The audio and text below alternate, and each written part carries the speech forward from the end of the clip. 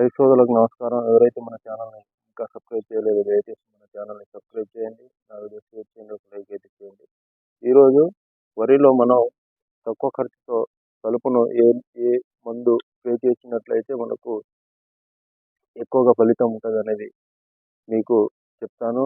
ముందుగా పిఐ కంపెనీకి సంబంధించిన ఈ నామినీ గోల్డ్ అనే మందుని మనం స్ప్రే చేసుకున్నట్లయితే ఈ వరిలో కలుపును నివారించుకోవచ్చు. ఈ నామినీ గోల్డ్‌తో పాటుగా మనకు ఆల్మిక్స్ అనే కోటివాకు సంబంధించిన ఆల్మిక్స్ అనే ఈ మందును ఈ నామినీ గోల్డ్‌తో స్ప్రే చేసుకున్నట్లయితే మనం వరిలో అన్ని రకాల కలుపును నివారించుకోవచ్చు. ఈ నామినీ గోల్డ్ అనేది మనం ఎకరానికి 80 ml వరకు స్ప్రే చేసుకోవాలి. దానితో పాటుగా ఈ ఆల్మిక్స్ అనే పౌడర్‌ను మనం ఈ నామినీ గోల్డ్‌లో కలిపి స్ప్రే చేసుకున్నట్లయితే వరిలో ఉండే అన్ని రకాల కలుపు జాతులను మనం నివారించుకోవచ్చు. ముఖ్యంగా మనం వరి నాటిన తర్వాత 20 రోజుల లోపు, అంటే కలుపు పెరుగుదలను బట్టి 20 నుండి 25 రోజుల లోపు మనం ఈ మందులను స్ప్రే చేసుకున్నట్లయితే వరిలో మనం కలుపును నివారించుకోవచ్చు. ముఖ్యంగా ఈ వరిలో కలుపు మందులను స్ప్రే చేసే ముందు నీరు అనేది మనం లేకుండా తీసేయాలి. అలా తీసేసినట్లయితే మనకు ఈ స్ప్రే చేసిన మందు అనేది కలుపు మీద పడి మనకు కలుపు అనేది ఇది నాశనం అవ్వడానికి, అంటే మనం కలుపును నివారించుకోవచ్చు.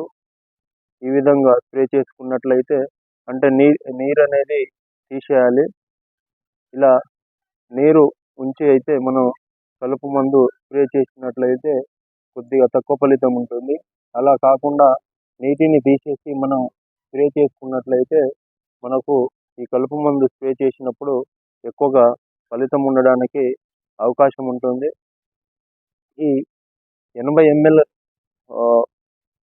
ఈ నామినీ గోల్డ్ అనే మందుని వచ్చేసి మనం 150 లీటర్ల వరకు కలిపి నామినీ గోల్డ్‌ను మరియు ఈ ఆల్మిక్స్ రెండింటిని కూడా 150 లీటర్ల నీటి వరకు కలిపి మనము వరిలో స్ప్రే చేసుకోవచ్చు.